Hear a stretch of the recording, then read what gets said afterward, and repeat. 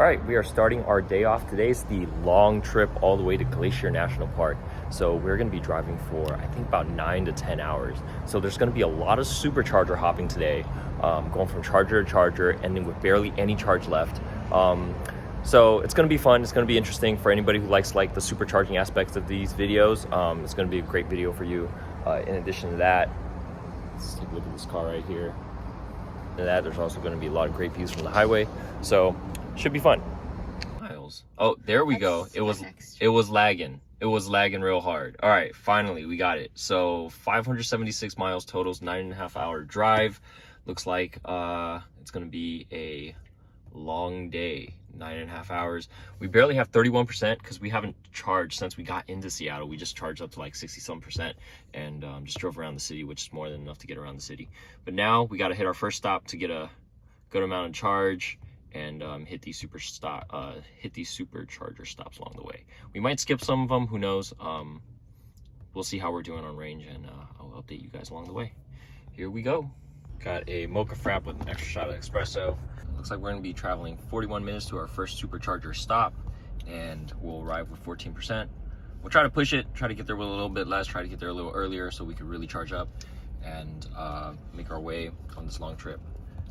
Looks like we're going to be on the road for about 10 hours today.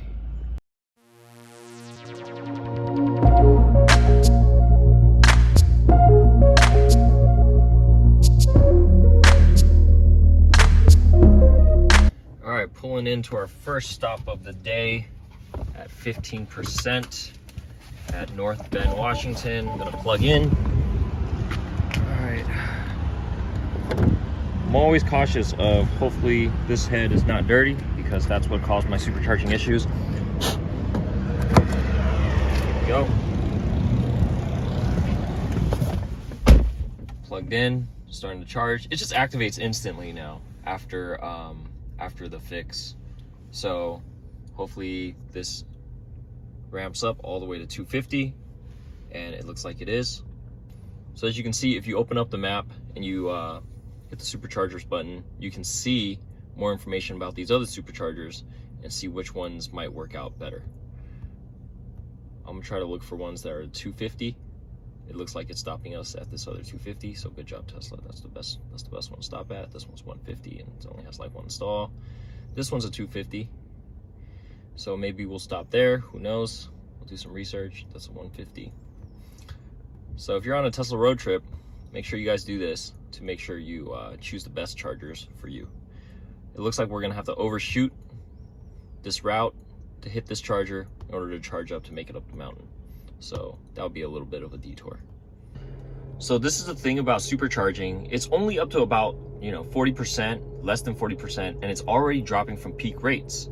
So this is the reason why I want to stop at the superchargers at a super low state of charge, take advantage of using that energy so that I can replenish that energy quicker. Because if I'm arriving at a supercharger at 40%, if I arrive at the next supercharger with a high state of charge, I'm going to be charging really slow. Like right now, I'm not even taking advantage of the 250 kilowatt charge rate.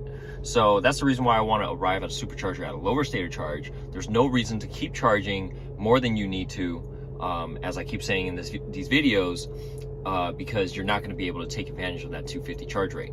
So even though it is this is a supercharger that is capable of doing 250, your car is not going to be taking 250 the whole time. Once you get up to like 30-40%, you're going to be dropping down to almost a 150 kilowatt charger. If you're at a really high state of charge, like 40-50%, there's really no difference between a version 2 or a version 3 charger. Just get to a charger because it's not going to make that much difference. If you are at a very low state of charge, definitely go to a version 3 supercharger if you have the choice. Sometimes there's like not much to do at these superchargers, so might as well take advantage of this time and clean your windshield. So that's what.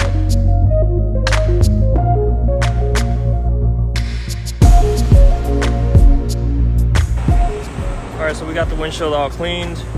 It's really important to clean up here. These are autopilot cameras. Make sure those are clean. And then, of course, if you are filming out the front windshield, make sure the windshield right in front of where your camera is going to be facing now is clean, so you get some good footage. So there it is. All right, we are at 68%. The car says to continue charging. for 6 more minutes to continue, but it also shows that we will be at our next stop with 8% left, which is more than enough. I'm happy with that. We're gonna stop this here and we're gonna hit the road. No need to charge extra if you don't need it. There we go. All right. Okay, so next stop is Moses Lake, and it is a 250 kilowatt charger, 141 miles away. All right, cool. Let's go.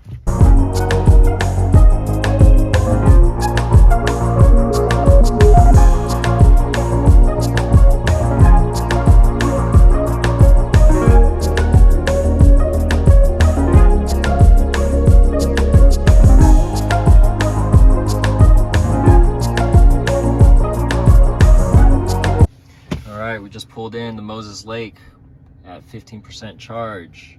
We're gonna go ahead and top up here before hitting the Spokane, which is our next stop. This is a 250 kilowatt charger. Here we go. Looks like a few of them are down. It'll be interesting if that is shown on the Tesla app. Let's make sure that's clean. All right, here we go. Yeah, these chargers here are down. These 4 chargers. But it looks like 1, 2, 3, 4, 5, 6, 7. Looks like there's 8 of them up. All right, 20 minutes to continue on our trip. Here's the tip: just hit continue, and then you'll see at your current range how much charge you'll have left when you reach the next stop. So right now it says 0 because, well, you don't have enough charge. Let's see if this takes into account the stalls. Yeah, it says 4 stalls available, so it did factor in that certain stalls are down. Cool. Couldn't use the restroom, freshen up, maybe get some lunch.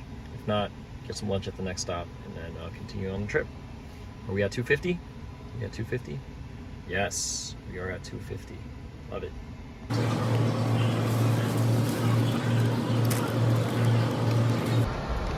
All right, we just ate lunch. We actually spent more time than we wanted to eating lunch, but it's okay. You just gotta enjoy sometimes. And we come back and all the chargers are full.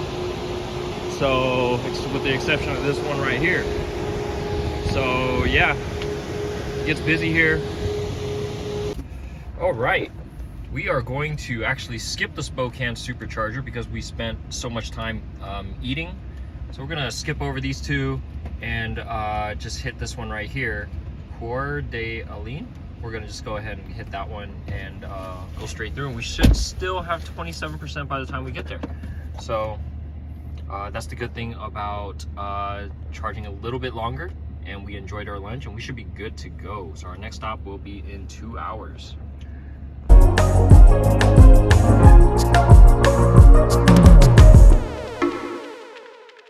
All right, we are arriving at our second supercharger stop. Well, actually our third of the day, and wife's been driving. Thank you, wife, so I can do my video editing while we drive cross country.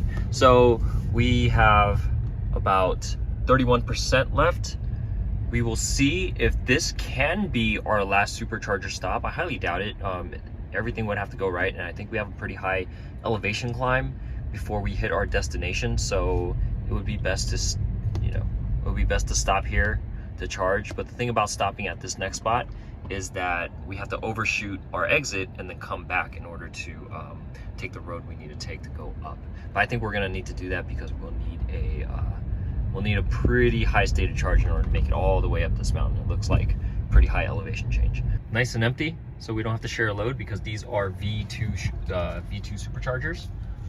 I'm gonna go ahead and charge up and then switch drivers and make our way to our destination. Okay, we are going to play it safe and hit that charger before we go up to our final stop for the day. We're at 55%. We should be able to get there with 11% left. That gives us plenty of room for error. And we'll charge at the next spot, which is Superior, Montana. Bye, Idaho.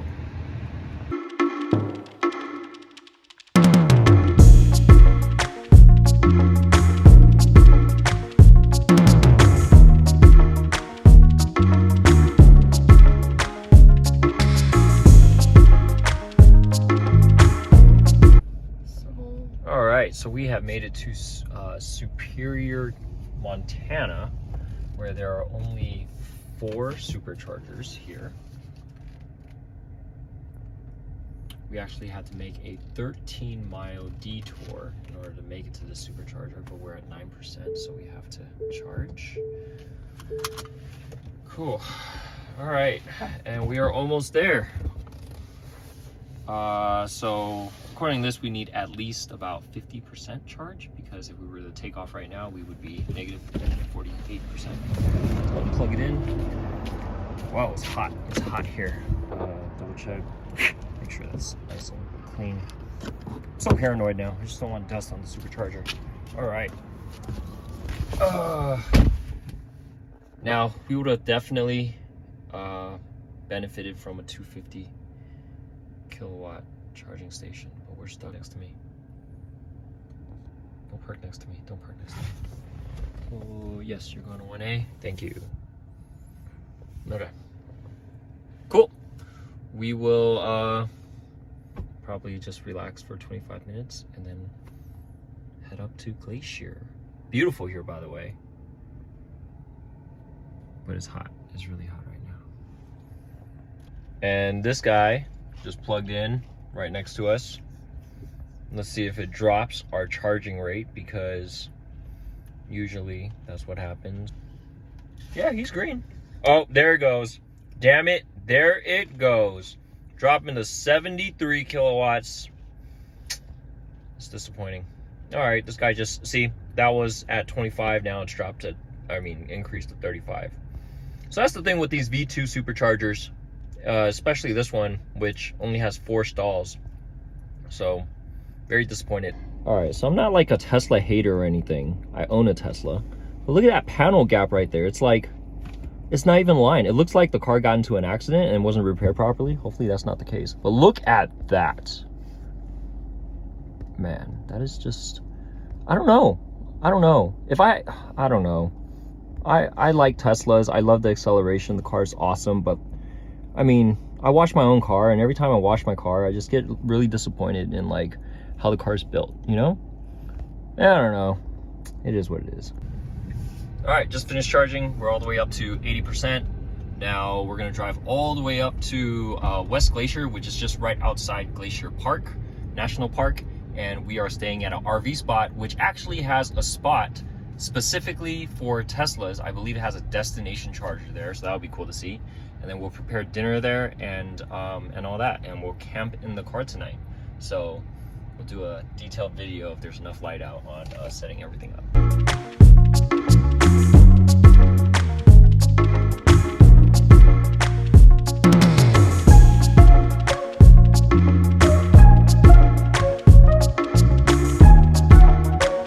So here we are pulling into our stop for the night, which is a RV park, which has a spot just for the Tesla. I think it was like 25 bucks a night, and there's like showers, you can get a full charge, and all this stuff. So just pulling in, it looks pretty nice. There's like families out here, there's a basketball court, playing on the playground, all this stuff. Looks like we have to check in. Okay, so it looks like they have just left out some stuff because office hours are closed. It's like almost 9 o'clock at night. It's like 8:45 and it's like bright like crazy outside. Anyways, did we get ours? We got our reservation, site 39. Yep. 39, we just make a right here. So we're here, we make a right here. Got it. Cool, let's go. Okay, we just pulled into our spot. This is our Tesla camping spot. So we're gonna try to plug it in and let's see if it works. Take this. So all RV plugs are pretty standard. So NEMA 1450 plug goes straight in there. We'll switch it on. Tesla light comes on. There we go. We're plugged in, we're charging. We'll have 100% tomorrow before we go up to Glacier Park and back, and we'll have 100% before we go back down to our next stop, which is Yellowstone. But right now, we're gonna go ahead and cook. All right, so we have all our cooking stuff here. We got the Instapot. We're gonna be eating some spaghetti tonight with some Spam, with some other ingredients. All right, got this. Take this out. Just put this down here for now. And all camping sites have a 110 outlet, which we will use an extension cord for. So also, it's good to have your emergency supplies. So I got like lug nut, breaker bar in case we gotta like remove the tires or anything. That's our bed, it's our charger, vacuum, waterless car wash in case you want to wash your car, and a gauge for your tires. All important stuff to have on a road trip. All right, anyways, let's go ahead and plug this in. There it goes, we have power. All right, so I think right now we're just gonna clear out our trunk, set the bed and everything before it gets dark, and then we'll cook our food and have a good night. All right, so this is our kitchen right now. We decided to actually cook our food first because the Tesla works as a tabletop. So we're gonna go ahead and turn this on to our searing function. This has become a cook show, huh? All right, so we got Spam as our source of protein, along with some spaghetti. And we have our Prego pasta sauce right there. Okay, so here we are moving all of our things to the front. We'll put up the cover in a bit for the windshield, but everything is moved up to the front seat or under, or we'll put it on the floor of the back, and then we'll be able to lay those back seats down in order to camp. And it's crazy, it's like 9:30 right now, and it's so bright outside. So pretty awesome spot that we have though. So when I looked on the map, there was absolutely no Tesla like destination chargers, level 2 chargers, or anything around. There was just RV parks. So at every RV park, you always have the standardized 1450 NEMA outlet, and you'll be able to charge your car at a 240 volt level and basically be ready to go in about 8 to 10 hours.